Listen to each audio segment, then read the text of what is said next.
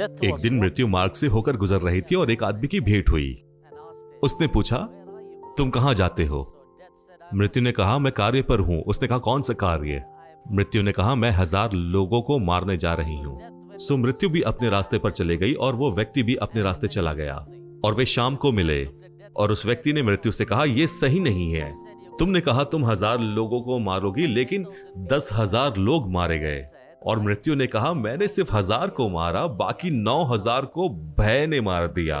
भय हानि पहुंचने के खतरे से उत्पन्न होता है, या तो शारीरिक, भावनात्मक या मनोवैज्ञानिक। अज्ञात का डर या ज्ञात का डर आपको अपंग बना सकता है। हम भयभीत होते हैं कई बार क्योंकि दूसरे जिन परिस्थितियों से होकर गुजरे या उनके अनुभवों से, लेकिन भय वास्तविक भी हो सकता है और यह आपको अपंग भी बना सकता है।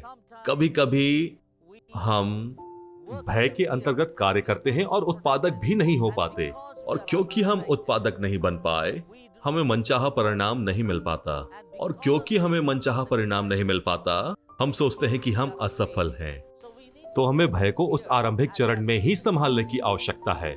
अगर हमने भय को अपने आप पर पकड़ बनाने दिया तो अंत में हम हारे हुए रह जाएंगे।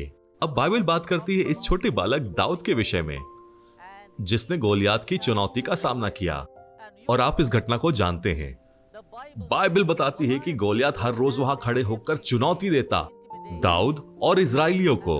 वो वहां आकर खड़ा होता प्रतिदिन और इजराइलियों को चुनौती देता उससे युद्ध करने के लिए। और दाऊद इस भीड़ से होकर गुजरा। वो जानना चाहता था कि क्या चल रहा है, इसलिए उसने इजराइलियों की ओर देखा और कहा, मैं जाऊंगा और युद्ध करूंगा गोलियात के साथ। लोगों ने उसे हाथों उत्साहित किया, यहां तक कि उसके परिवार ने भी। वे नहीं चाहते थे कि दाऊद युद्ध में जाए और गोलियात का सामना करे। यहां तक कि शाऊल ने भी यकीन नहीं किया कि दाऊद के लिए संभव हो पाएगा युद्ध में जाना और गोलियात का सामना करना। लेकिन दाऊद के पास कोई भय नहीं था। न सिर्फ दाऊद ने गोलियात का सामना किया, परंतु विजय भी रहा। कैसे दाऊद ने इस भय पर विजय पाया? दाऊद लोगों की प्रतिक्रिया की ओर देख सकता था और कहता, नहीं, अगर ये भयभीत है तो मैं क्यों जाकर युद्ध करूं?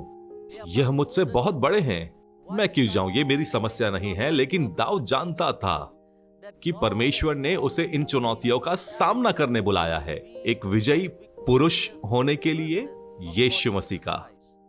आइए इस घटना में हम थोड़ा और आगे बढ़े। जब दाऊद को गोलियात का सामना करना था, गोलियात ने दाऊद को चुनौती दी क्योंकि दाऊद के हाथ में कोई हथियार नहीं थे। दाऊद बस चला गया। दाऊद ने गोलियात का साहस और चुनौती के साथ सामना किया। दाऊद ने गोलियात की ओर देखकर कहा, तू कौन है जो परमेश्वर के लोगों को चुनौती देता है? उसने यह बात को एहसास किया कि लोगों के विषय में या इजराइलियों के विषय में नहीं, लेकिन यह परमेश्वर के लोगों के विषय में है। उसने पूरी बात को, पूरी चुनौती को बदल दिया। परमेश्वर को चुनौती देना और व्यक्तिगत रूप में कुछ भी नहीं। तो दाऊद वहां पर खड़ा हुआ और उसके पास कोई भी ऐसे युद्ध के हथियार या वस्त्र नहीं थे जैसे शाऊल के थे। उसने सिर्फ 5 पत्थर, उसने सिर्फ पत्थरों का इस्तेमाल किया जिसका वो अभ्यस्त था। अब इस कहानी से मुझे कुछ बातों को कहने दीजिए कि किस तरह से भय का सामना करे। तो पहली बात, दाऊद ने परमेश्वर पर भरोसा किया, उसकी सामर्थ पर भरोसा किया। दाऊद ने कहा, जिसने मुझे छुटकारा दिया, यह वही परमेश्वर है जो मुझे आज भी छुटकारा देगा। उसने हमेशा विश्वास किया कि वो अपनी सामर्थ से नहीं जा रहा, परंतु परमेश्वर की सामर्थ से जा रहा है। तो जो दूसरी बात यहां देखते हैं, उसने याद किया पिछली सारी विजय को। उसने पिछली सारी जय को याद किया, क्योंकि दाऊद जानता था जिसने पूर्व काल में विजय को दिया है, यह वही परमेश्वर है जो वर्तमान में भी विजय को देगा।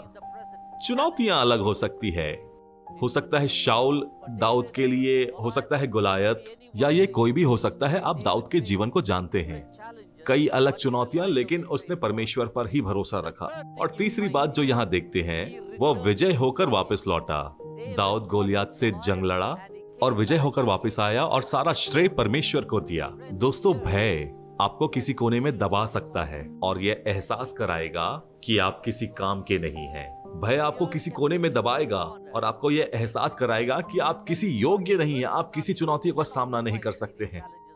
लेकिन क्या मैं आपको दाऊद की तरह आमंत्रित करूं? जैसे दाऊद ने परमेश्वर पर भरोसा रखा, आप भी भरोसा रखें। जैसे दाऊद परमेश्वर पर आश्रय लिया, आप भी आश्रय लें और जिन चुनौतियों का आप सामना कर रहे हैं उसे परमेश्वर के हाथ में दे दें। परमेश्वर आपको सशक्त बनाएगा, परमेश्वर आपको सामर्थ देगा और परमेश्वर आपको जयवंत बनाएगा।